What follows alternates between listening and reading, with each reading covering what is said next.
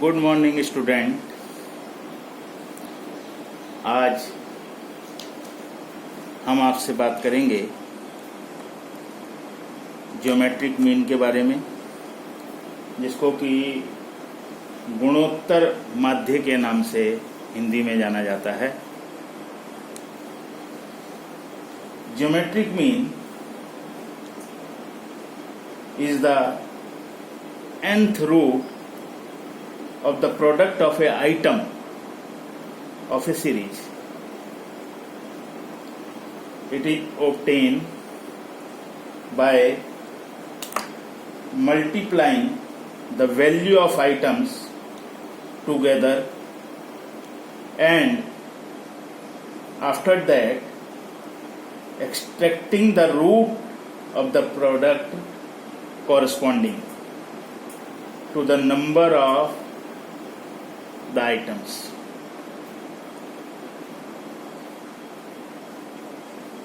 So it can be defined that geometric mean is the square root of product of two items. अगर कोई दो items दिए हुए हैं और उन दो आइटम्स का हमारे को ज्योमेट्रिक मीन कैलकुलेट करना है। फॉर एग्जाम्पल 3 and 12, ये दो आइटम दिए हुए हैं, इनका ज्योमेट्रिक मीन जो है वो हमारे को कैलकुलेट करना है। तो ज्योमेट्रिक मीन को कैलकुलेट करने के लिए क्या किया जाएगा? Geometric mean is equal to होगा अंडर रूट 3 इंटू 12। यदि दो आइटम है तो उसका जो है हमारे को अंडर रूट जो है, स्क्वायर रूट जो है वो कैलकुलेट करना पड़ेगा प्रोडक्ट ऑफ द आइटम्स। तो ये हो जाएगा अंडर रूट 36 और इसका जो स्क्वायर रूट कैलकुलेट करके आएगा वो 6 आएगा।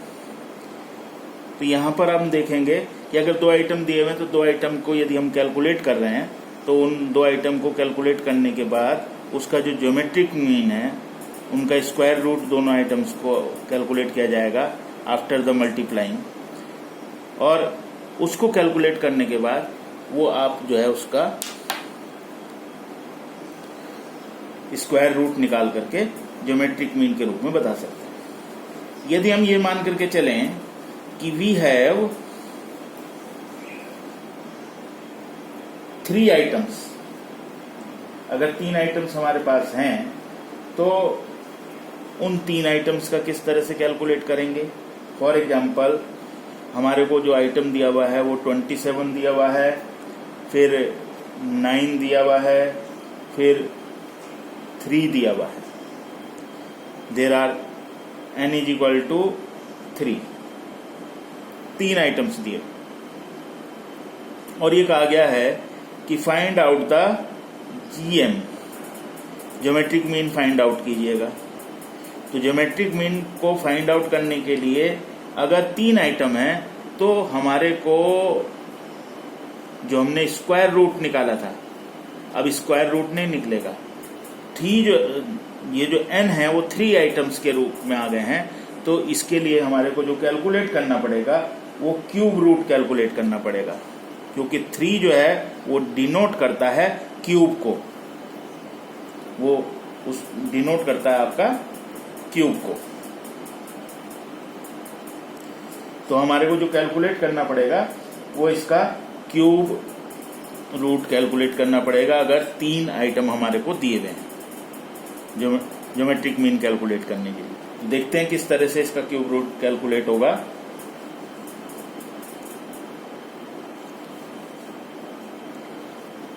Geometric mean is equal to हो जाएगा क्यूब रूट 27 इंटू 9 इंटू 3, इसका क्यूब रूट निकाला जाएगा और क्यूब रूट जो कैलकुलेट करके आएगा वो आ जाएगा आपका 1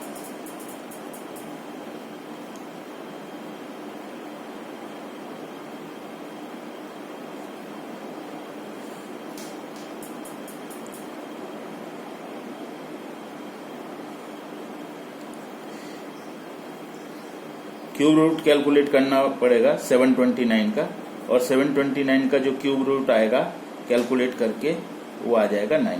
तो 9 जो है हमारा ज्योमेट्रिक मीन हो जाएगा। तो आपने देखा कि अगर 2 आइटम दिए हुए हैं तो स्क्वायर रूट, अगर 3 आइटम्स दिए हुए हैं तो हमारे को क्यूब रूट। अब और आगे की बात करते हैं।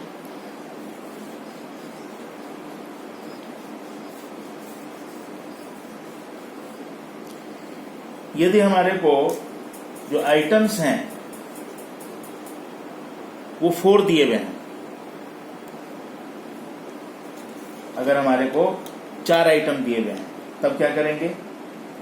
तब उसी तरह से हम इसको कैलकुलेट करेंगे, लेकिन तब क्यूब रूट नहीं निकाला जाएगा, तब कैलकुलेट किया जाएगा 4th रूट।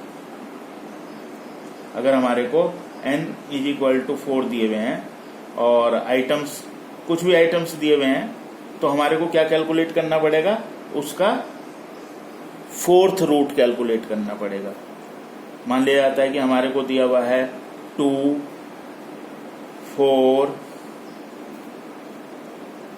8 एंड 16। 2, 4, 8 एंड 16, ये 4 आइटम हमारे को गिवन है।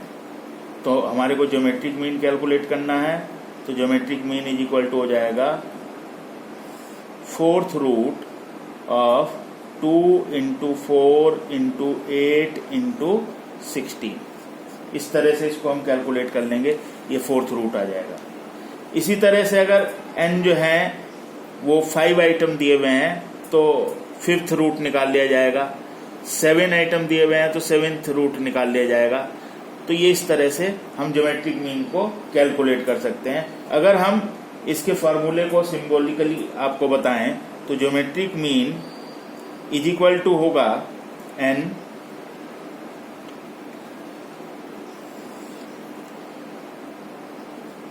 x1 × x2 × x3 × x4।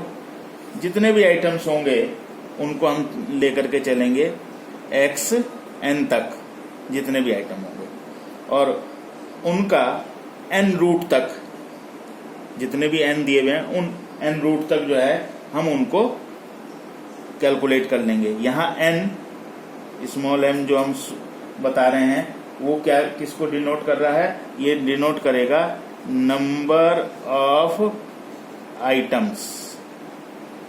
जो नंबर ऑफ आइटम्स आपको गिवन है, जो दिए हुए हैं, उनको डिनोट करेगा। और x1, x2, x3, x4, xn, ये किसको डिनोट कर रहे हैं? ये डिनोट कर रहे हैं value of the items given. जो आइटम्स आपको दी हुए हैं उनकी वैल्यू को ये डिनोट कर रहे हैं। तो इस तरह से हम ज्योमेट्रिक मीन कैलकुलेट कर सकते हैं।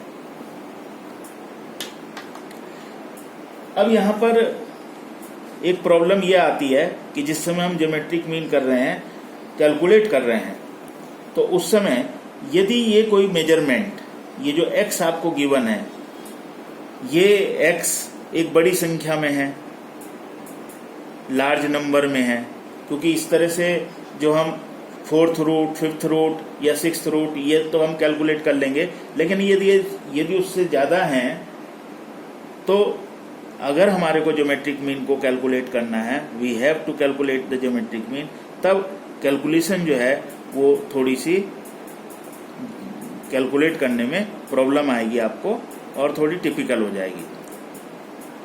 इसी तरह से यदि ये जो आपको x दिए गए हैं, जिन x को हम बता रहे हैं, उनमें से यदि कोई वैल्यू, किसी x की वैल्यू जो है 0 होती है, फिर आप उसको यहाँ पर, जैसे यहाँ 0 वैल्यू किसी की फीड कर देंगे तो सब मल्टीप्लिकेशन करके क्या आ जाएगा?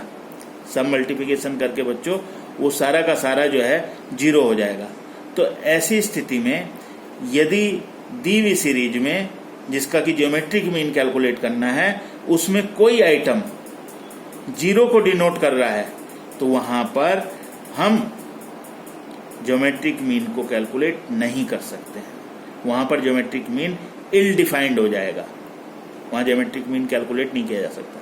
इसी तरह से ये दी गई जो सीरीज है, इस सीरीज में यदि कोई वैल्यू नेगेटिव आ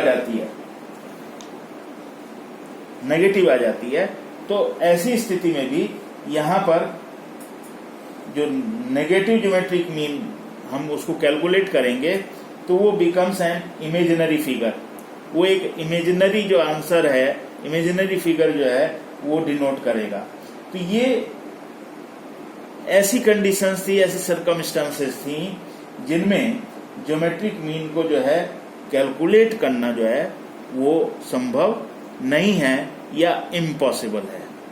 इसीलिए इसको हम कहते हैं कि जब कोई एक आइटम से इस तरह से 0 आ जाता है, तब भी हम उसको कैलकुलेट नहीं कर पाएंगे।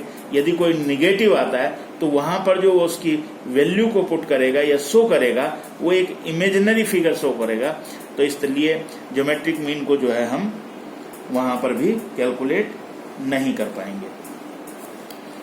अभी मैं आपको बता रहा था इससे पहले कि ये जो फॉर्मूला हम यूज कर सकते हैं ज्योमेट्रिक मीन निकालने के लिए, ये केवल और केवल जब मेजरमेंट्स जो हैं हमारे को, वो मेजरमेंट्स कुछ ही संख्या में दिए हुए हों, 2 दिए हुए हों, 3 दिए हुए हों, 4 दिए हुए हों, 5 दिए हुए हों। अगर 2 दिए हुए होंगे तो स्क्वायर रूट निकाल लेंगे, 3 दिए हुए होंगे तो क्यूब रूट्स निकाल लेंगे, 4 दिए होंगे तो 4th रूट निकाल लेंगे, 5 दिए हुए होंगे तो 5th रूट निकाल लेंगे। ये ऐसे जो मेजरमेंट्स आपको दिए हुए हैं, जो थोड़ी संख्या में दिए हुए हैं, 5 तक हैं, 6 तक हैं, तो यहाँ पर तो आप इसकी कैलकुलेशन इजीली कर सकते हैं, क्योंकि कैलकुलेटर आपको अलाउड है। कैलकुलेटर के थ्रू जो है आप इसकी वैल्यूज को कैलकुलेट कर सकते हैं। लेकिन जब बड़ी वैल्यूज दी हुई होंगी तब किस तरह से करेंगे? तब हमारे को इसमें लॉग और एक एंटी लॉग टेबल होती है, उसको यूज करना पड़ेगा, जो कि आपकी जो बिजनेस स्टेट्स की बुक है उसके बैक में दी गई है। तो ज्योमेट्रिक मीन को तब हम किस तरह से निकालेंगे? तब ज्योमेट्रिक मीन निकलेगा anti logs of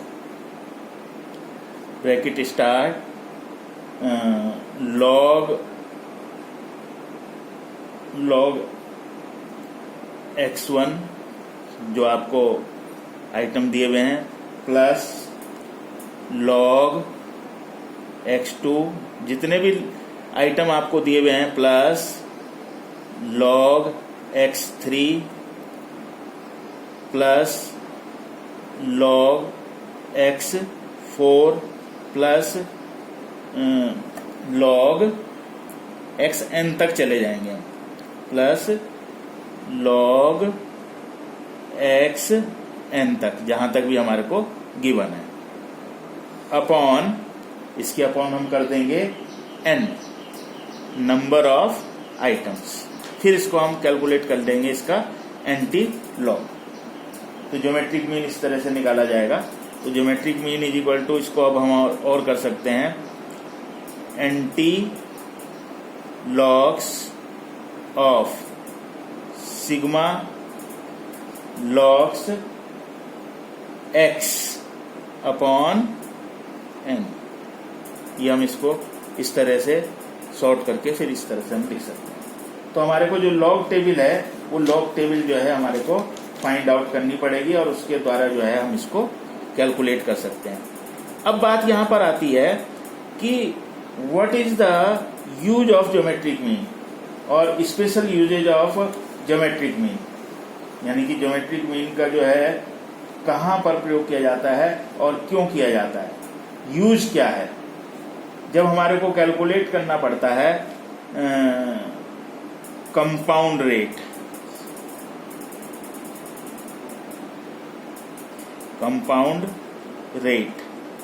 compound rate calculate करने के लिए हमारे को ज्योमेट्रिक मीन यूज करना पड़ेगा।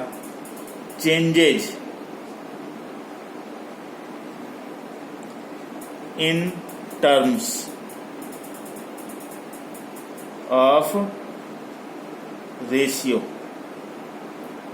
जो दिए हुए हैं, या परसेंटेज में आपको कोई इंक्रीज और डिक्रीज दिया हुआ है, ठीक है, तब आपको क्या करना पड़ेगा, ज्योमेट्रिक मीन को कैलकुलेट करना पड़ेगा।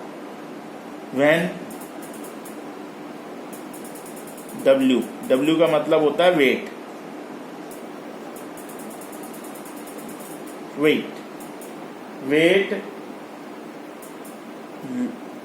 when weight large are to be given, अगर वेट जो है लार्ज आपको दिए हुए हों, small large are to be given for small value, और रेसिप्रोकेट कर लें कि स्मॉल वेट और करके लिख सकते हैं, और स्मॉल वेट दिए हुए हों, small weight for large values.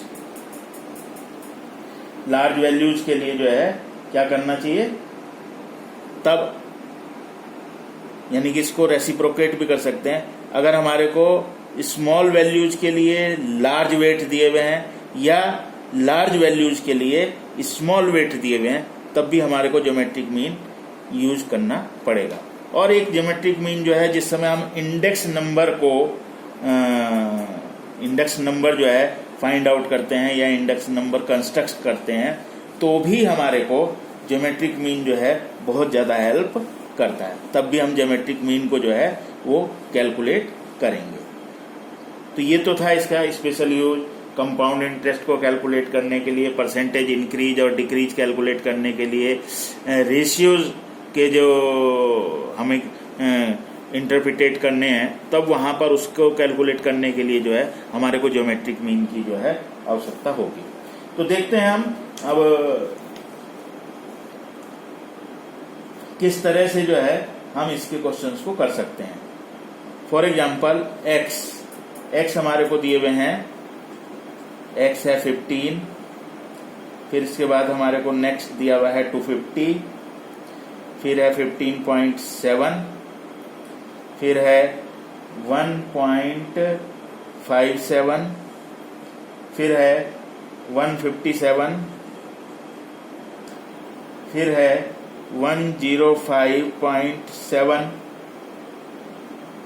फिर है 10.5, देन 1.06, 25.7 एंड 0.257। ये x हमारे को गिवन है। 1 2 3 4 5 6 7 8 9 10, n इज इक्वल टू 10 दिए हुए हैं। तो एक तो ज्योमेट्रिक मीन हमने आपको बताया था कि उस तरह से आप कैलकुलेट कर सकते हैं। n 10th रूट तक अगर हम इसको कैलकुलेट कर लें और आपस में मल्टीप्लाई करके इसका 10th रूट निकाल लें, तो हमारा ज्योमेट्रिक मीन आ जाएगा। तो ये जो कैलकुलेशन है वो इजी नहीं होगी, तो इसको हम लॉग टेबल, जो आपकी बुक के एंड में लॉग टेबल दी हुई है, लॉग टेबल दी हुई होगी और एक एंटी लॉग टेबल दी हुई होती है, उस लॉग और एंटी लॉग टेबल के थ्रू भी जो है हम इसको कैलकुलेट कर सकते हैं। तो हम यहाँ कैलकुलेट करेंगे लॉग x के लॉग जो है वो कैलकुलेट करेंगे। यहाँ ये देखें, ये हमारे को दिया हुआ है 15, इसमें जो पूर्ण अंक हैं, पूर्ण अंक कितने दिए हुए हैं, 1 और 2, यानी 15 में 2 पूर्ण अंक हैं, पूर्ण वैल्यू हैं। तो जितने भी हमारे को पूर्णांक दिए हुए होते हैं, पूर्ण वैल्यू दी हुई होती हैं, उनमें से जब हम लॉग कैलकुलेट करते हैं तो 1 माइनस करते हैं। तो यहाँ 2 है, इस वैल्यू में 2 दिया हुआ है, तो इसमें से हम 1 को माइनस कर देंगे तो यह आ जाएगा 1 पॉइंट। अब 15 का 0 में जो लॉग टेबल दी हुई होती है, वो लॉग टेबल में 1 to 9, 0 to 9 तक की वैल्यू दी हुई होती है, ये बड़े कॉलम्स दिए हुए होते हैं। फिर आगे 1 to 9 ये स्मॉल कॉलम्स दिए हुए होते हैं। जो हम क्या करेंगे, इसका जोड़ा बनाएंगे। 15 जैसे हमारे को दिया है तो 15 की वैल्यू को हम 0 में देख सकते हैं और उसके आगे भी 0 में देख सकते हैं, क्योंकि हमारे को 4 डिजिट तक जाना है जब लॉग टेबल को देखना है। तो 15 का 0 में, 15 के 0 में जो वैल्यू है गिवन है वो है 1761।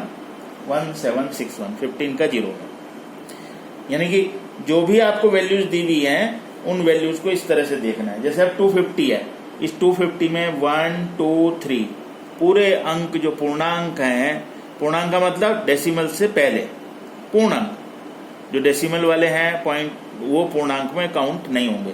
तो 1 2 3 ये 250 में तीन आइटम है हमारे, 3 में से 1 कम हो जाएगा, क्योंकि जब हमारे को लॉग निकालना है तो 1 को लेस करना है, तो 2 पॉइंट हो गया।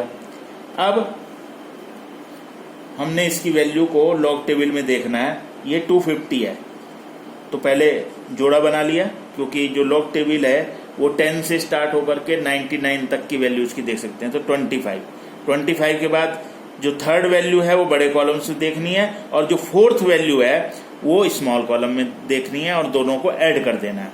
तो 25 का 0 में, फोर्थ वैल्यू तो है ही नहीं, तो 25 का 0 में जो वैल्यू दी हुई है वो दी हुई है 3979। अब आगे और देखते हैं इसको। अब हमारे को दे रखा है 15.7,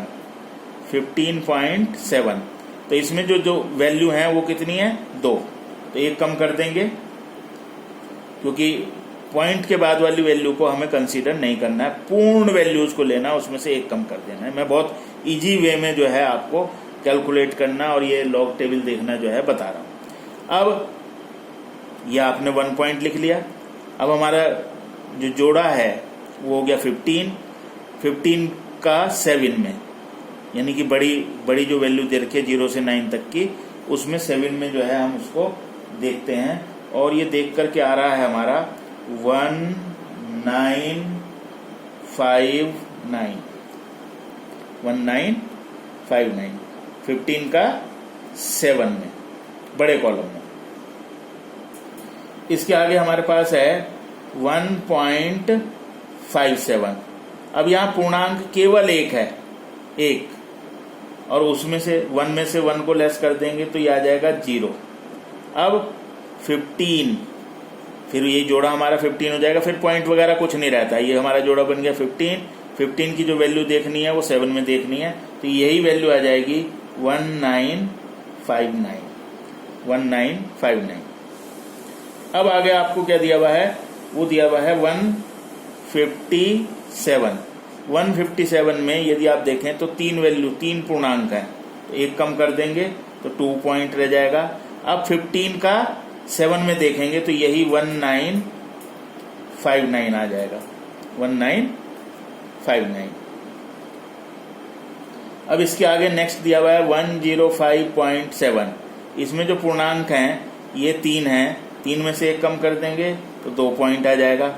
अब वैल्यू जो हम देखेंगे वो 10 की देखेंगे 5 में, 10 की 5 में, और फिर छोटे कॉलम्स में भी, फोर्थ वैल्यू भी है तो वो छोटे कॉलम्स में, ये बिग है, बड़े कॉलम्स दिए हुए हैं, ये छोटे कॉलम्स दिए हुए हैं। तो 10 की 5 में देख ली वैल्यू, और फिर छोटे कॉलम्स में वैल्यू देख करके जो वैल्यू आ रही है उसको हम ऐड कर देंगे, और ऐड करने के बाद ये जो वैल्यू बन रही है ये बन रही है 0240, ये वैल्यू आ जाएगी 0240। फिर 10 की ये 10.5, तो इसमें 2 पूर्णांक हैं तो ये आ जाएगा 1 पॉइंट। अब 10 का देख लेंगे 5 में, तो 10 का 5 में आ जाएगा 0212, क्योंकि अब आगे उसके छोटी वैल्यू नहीं थी, उसमें तो 22 हमने ऐड कर दिया था, तो ये 0240 आ गया था, क्योंकि इस छोटी वैल्यू में 7 की जो वैल्यू दी हुई थी इसकी वो 22 थी, तो 22 ऐड कर दिया था, तो ये आ गया 0212। फिर 1.57 1.06 1.06 का एक ही पूर्णांक है तो ये 0 पॉइंट हो जाएगा, एक में से एक लेस हो जाएगा। अब ये हो गया हमारे पास 10 की वैल्यू जो हम देखेंगे वो 6 में देखेंगे, तो यह है 10 की जो वैल्यू है वो 6 में आ जाएगी 0.0253, ये इसकी वैल्यू आ गई। अभी आगे देखते हैं। अभी हमारे को नेक्स्ट जो आइटम दिया हुआ है वो 25.7 दिया हुआ है, तो इसमें दो वैल्यू हैं तो 1 पॉइंट आ जाएगा। अब 25 का 7 में है 4099 25 का 7 में। नेक्स्ट देखते हैं अब हम, ये दिया हुआ है 0.257। अब यहाँ पर पूर्ण अंक जो है कोई भी नहीं है, और हमने कहा कि जितने पूर्ण अंक होते हैं उनमें से 1 माइनस करना होता है, तो यहाँ पूर्ण अंक कोई भी नहीं है, तो 1 माइनस करेंगे तो माइनस का 1, ये माइनस का 1 आ गया। और ये हमने इसका माइनस का जो साइन है ये इसके ऊपर ही लगा दिया, क्योंकि यही जो वैल्यू है वो माइनस को डिनोट कर रही है। इसके आगे की जो वैल्यू हम लॉग टेबल में देखेंगे वो प्लस को ही शो करेगी। तो 25 का 7 में, इससे पहले भी हमने 25 का 7 में देखा था, तो ये 4099, तो ये लॉग टेबल देख ली। यानी कि ऐसी संख्या जो पॉइंट से स्टार्ट हो रही है उसमें ये देखते हैं कि पॉइंट के तुरंत बाद how many zeros are there, कितने जीरो हैं वहां पर, जितने जीरो हैं उनमें 1 प्लस कर देते हैं। जिसमें पूर्ण अंक दिए होते हैं उसमें से 1 माइनस होता है। जो पॉइंट से ही स्टार्ट हो रही है वैल्यू, उसमें पॉइंट के तुरंत बाद, ये पॉइंट है, इसके तुरंत बाद हम देखते हैं just after the point how many zeros are there, जितने जीरो हैं उनमें हम क्या करेंगे 1 प्लस करेंगे। तो यहाँ कोई जीरो नहीं है, 1 प्लस किया तो 1 ही आ गया, और वो डिनोट करेगा माइनस को, ये माइनस को डिनोट करेगा। और माइनस का साइन भी जो है ठीक उसी के ऊपर लगाना है, ताकि ये इसलिए लगाया गया क्योंकि ये वो जो वैल्यू है ये प्लस को डिनोट कर रही है, यही वैल्यू जो है केवल माइनस को डिनोट कर रही है। अब हम इसको ऐड कर लेते हैं। इसको ऐड करने के बाद जो हमारा आइटम आ जाएगा जिसमें से ये 1 माइनस का हो जाएगा, ये आ जाएगा प्लस के आ रहे हैं 12.0520, और ये 1 माइनस हो जाएगा, तो कुल टोटल 11.0520।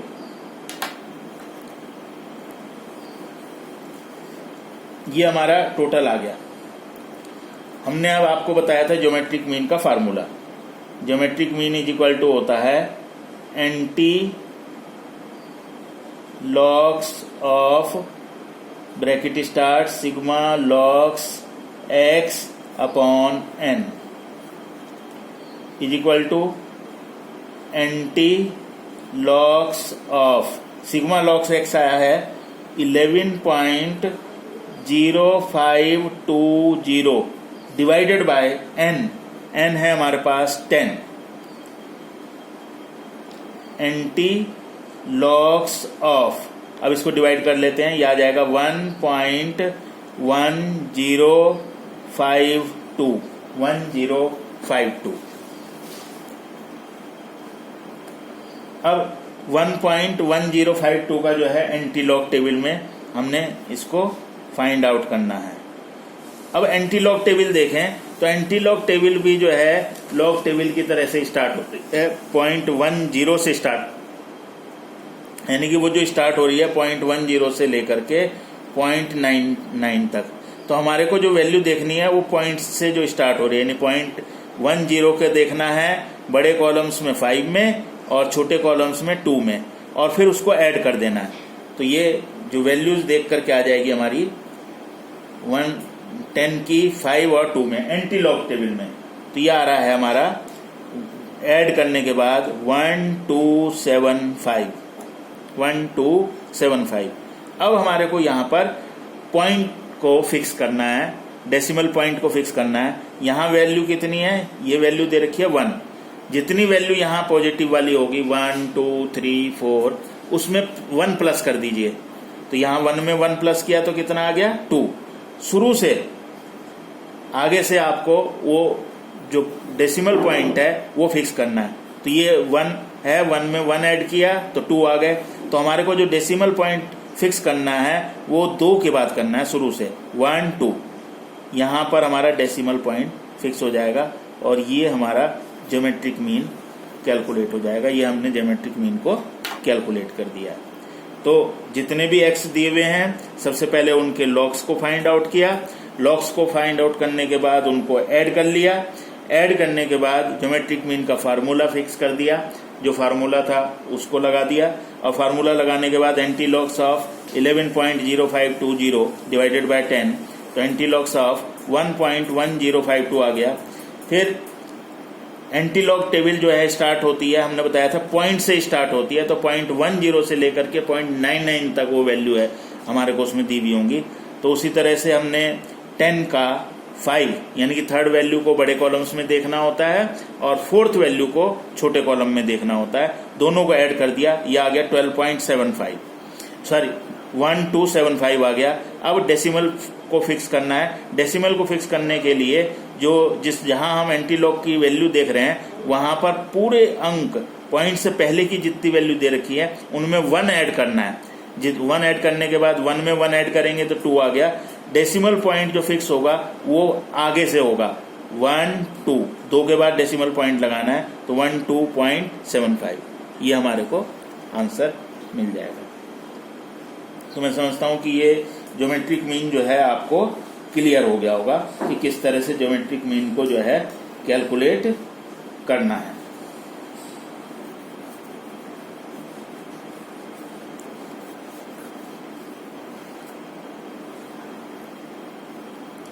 तो ये ज्योमेट्रिक मीन जो है आपने कैलकुलेट कर दिया है। देखें एक और एक्स हम लेकर के चलते हैं, एक और क्वेश्चंस को आपको बता देते हैं और उससे थोड़ा सा और जो है आपको कैलकुलेट करने में इजी हो जाएगा। 0.8974, 0.08, 0.8, फिर 5, फिर 75, फिर 182, फिर 173। ये आइटम्स दिए हुए हैं। ये नंबर ऑफ आइटम्स हो गए 1 2 3